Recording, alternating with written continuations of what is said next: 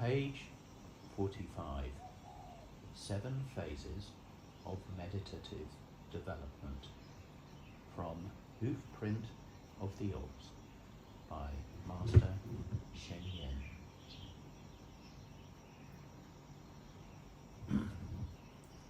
1. The scattered mind prior to meditation. Before taking up the method of counting breaths, there is no consistent object on which to focus the mind. Thoughts ceaselessly turn and stir. Attention is fragmented from one instant to the next, as it darts off in countless directions in pursuit of one object after another. We hanker after sensory data and sensations from our surroundings, reminisce over the past, and anticipate the future. The scattered dots in the diagram represent the random thoughts and sensations of a confused and unfocused mind. The broken dashes, the fragmented stream of one's attention. 2. Initial efforts to apply the method of meditation. When first taking up the practice of counting breaths, your attention will often wander away from breath and number, or many associated thoughts will intrude, such as concerns over how to count the number or how to regard the breath. You are able to sustain the count for short stretches, but usually this is interrupted before long.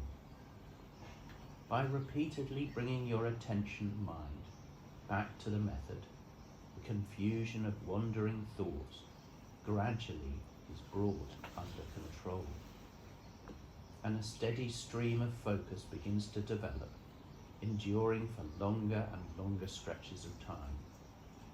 The broken line running through the center of the diagram represents the fitful emergence of a steady stream of concentration. That is to say, the mind concentrated on the method. The surrounding marks and dots indicate the continued presence of distractedness and scattered thoughts. But the firm line developing in the center shows that concentration is beginning to assert control. 3. Coarse but unbroken application of the method.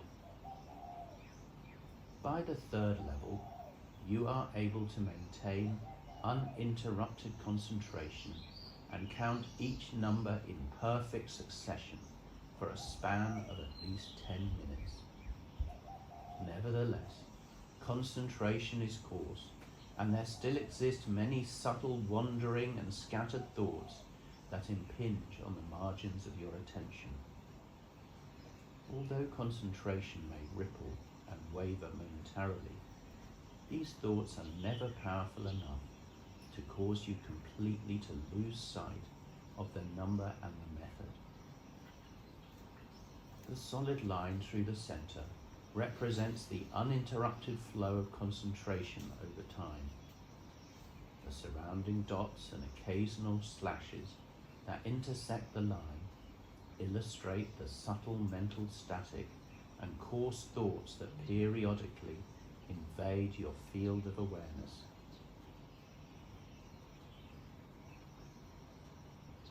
4.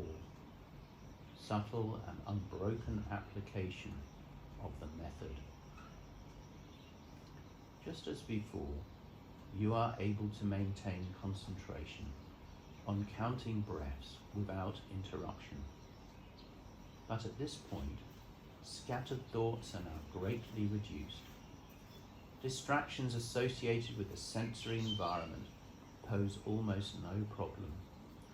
Occasionally, wandering thoughts invented by the mind will come into consciousness and then slide away. To you, however, their presence and subsequent rippling effect remain peripheral to the mainstream of mindfulness. In this respect, Diagram 4 represents a more subtle stage of concentration than Diagram 3, and awareness is now quite clear and securely settled on the method. When a wandering thought does arise, you are clearly aware of it from beginning to end, but the stream of concentration is too deep and strong for these eddies of thought to divert it.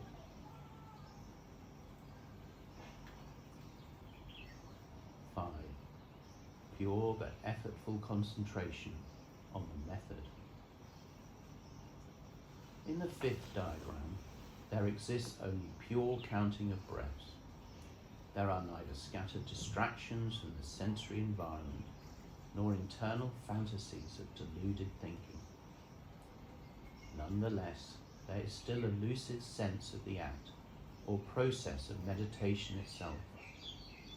There is an awareness of self that is counting breaths, the breaths that are being counted, and the number that is counted and seized upon as the main object of concentration.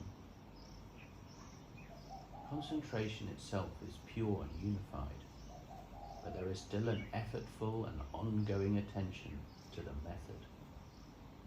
Though all other extraneous disturbances may have disappeared, the thread of this tripartite complex of thoughts remains and continues without interruption.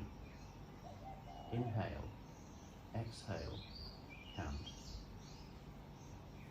Inhale, exhale, count. Thus, the single thread of concentration, when investigated more closely, is really a complex weaving of 3 basic threads, which is represented in the diagram by the 3 lines together. At this juncture, your mind is highly simplified and concentrated. In fact, you will likely be on the doorstep of samadhi, or unified mind. 6. The unified mind of samadhi. In the 6th diagram, your mind is so concentrated that the act of meditation itself, both the counting of the number and the presence of the breath, is forgotten. As the mind becomes truly calm and concentrated, the act of effortful meditation itself seems coarse and distracting. Letting go of it, number and breath vanish, and body, breath, and mind meld into a single unity. At this point, you may feel as though spatial distinctions no longer pertain among body, mind, and the world. The opposition between self and other people seems to vanish, and the boundary between the internal and external dissolves. The previous sense of dividedness is replaced by a feeling of pure and harmonious being that is so wondrous as to be indescribable. This is the basic experience of samadhi, or what we variously refer to as meditative absorption, unified mind, and one-pointedness of mind. However, there are many levels of samadhi, some shallow, some deep. They can range from the simple and relatively shallow experience of purity and oneness, described above, to experiences of infinite light and sound, boundless space, limitless consciousness, limitless emptiness, and even the inconceivable experiences of enlightenment, described in such Buddhist scriptures as the Avatamsaka, or Huayan Sutra. Regardless of how sublime the content, such states of meditative absorption are still defiled by the presence of discriminating thought and attachment. This defilement is none other than a subtle sense of selfhood. At deeper levels of samadhi, the mind becomes so subtle and powerful that even the subtlest thought is experienced on an extraordinarily vast scale. Because attachment to self is still operating in samadhi, samadhi actually entails the magnification of self to a cosmic scale. The experiences of limitless consciousness, bliss, being, and other feelings associated with samadhi are actually the projections of what we call the great or expanded sense of self. Until this particular impediment is removed, enlightenment has not dawned, and one is still subject to the bonds of deluded existence. Samadhi experiences of this ilk will be no more than a mundane or worldly samadhi, and the spiritual insights generated from them are mundane wisdom, still tainted by defiling outflows. 7. No self, no mind. In the 7th diagram, there is no line of concentration, no thought, no mark of any kind. Body, mind, and environment have all genuinely disappeared. Time and space are blown apart, and any sense of existence or non-existence has vanished.